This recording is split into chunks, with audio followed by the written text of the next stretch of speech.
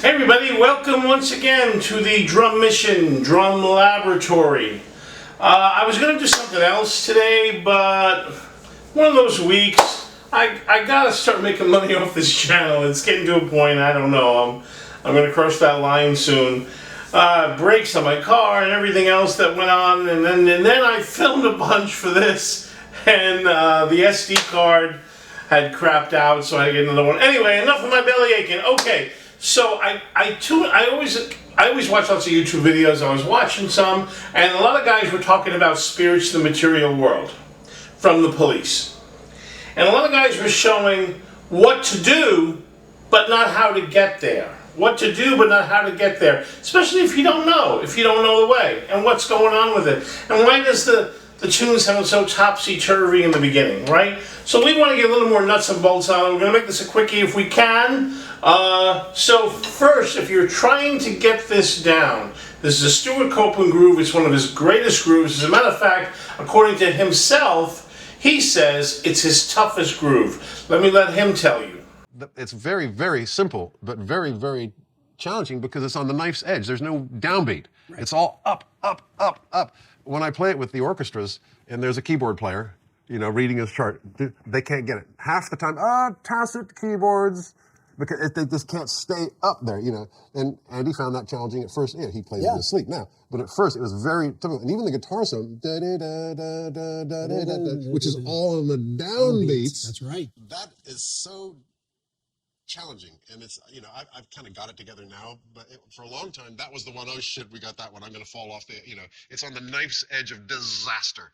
Alright, that was from the Rick Beato interview with Stewart Copeland. If you get a chance, watch that whole interview. I'll link it in the description. Stewart Copeland was a very innovative drummer. I will get into that at a later date on the greatness of Stewart Copeland, but not today. Alright, so if I'm trying to learn spirits in the material world, the first thing we got to get to know is the groove.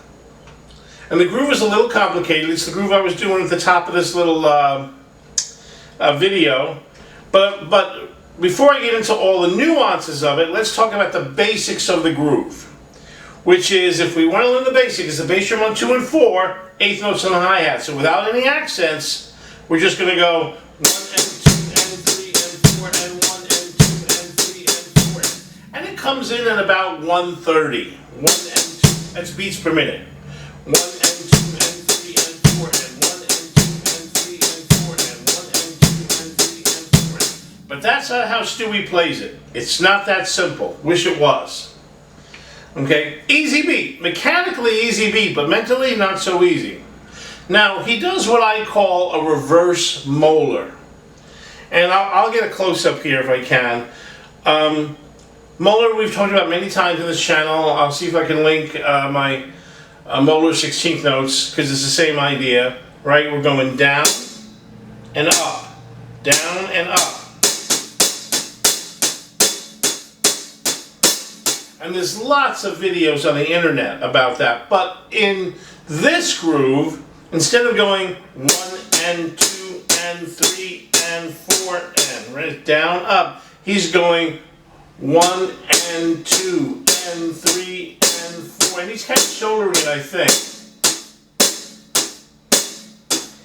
So all the ands are the accents.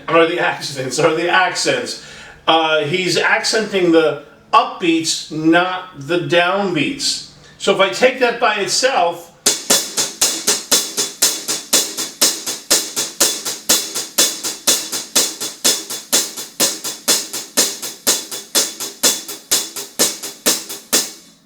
you can see my hand just going up and down, up and down, up and down, up and down, making it very easy. Now let's add 2 and 4 on the bass drum.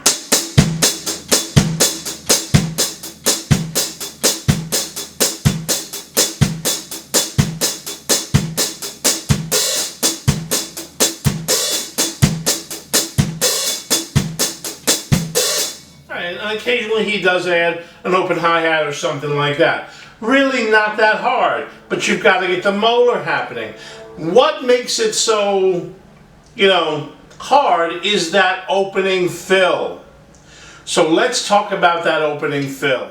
So as Stewart Copeland says, There's no 1 here. So even when he does that opening fill, there's not an emphasis on the downbeat, but on the upbeat. So even when I heard this for the first time, I kind of thought it was triplet 3 and 4, right? This.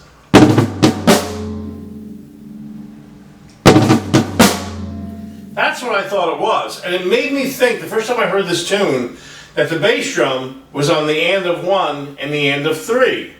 I was an 8th note off, as many people are, so it feels topsy-turvy at the beginning because your mind is used to hearing that ba-da-ba-dum-bum-bum as triplet 3 and 4. But then when you use the, and I did at the end of this video, I do a little partial drum cover. And on the partial drum cover, I use the alternate takes where you hear the count off. 1, 2, and what Stewie plays on that is 3 triplet and 4 and.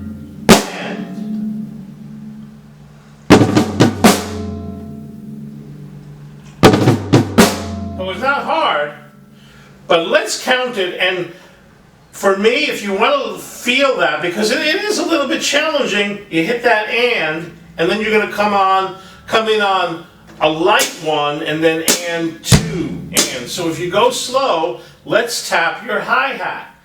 1, 2, 3, and 4, and 1, and 2, and 3, and 4, and 1, and 2, and 4, and. And if you do it like that and keep inching it up, you'll get to 130. Maybe it's a little quicker, but anywhere around 129, 132, it's in that little area. I'm not sure if they did that with a click. They might have. Let's try it a little quicker. 1, 2.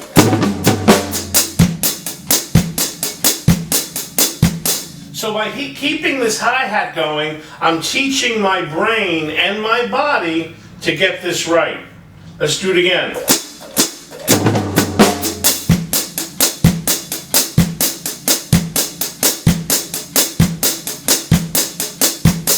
One more time. 1, 2.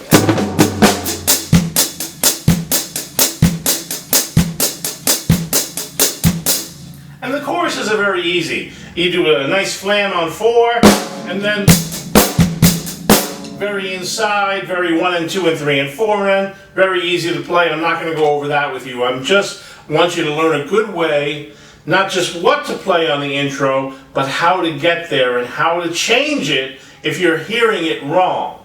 How to change it if you're hearing it wrong. And now for the bonus round. Woohoo! Woohoo!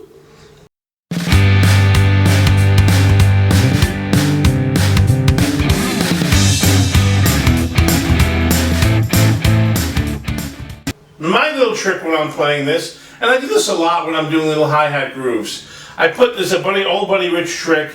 I put my right hand, because I'm left-handed, underneath the hi-hat, and here we go. 1 and 2 and 3 and 4 and 1 and 2 and 3 and 4 and 1 and 2 and 3 and 4 and I just play whatever I want to play. It looks cool. It's kind of impressive, right? So.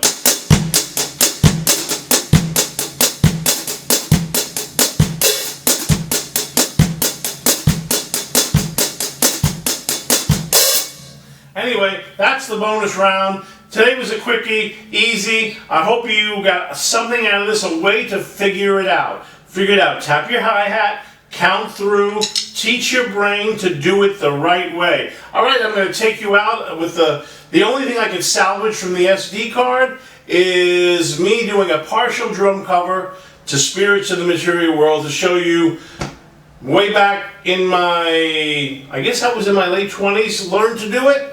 So can you. All right, see you on the next one, guys.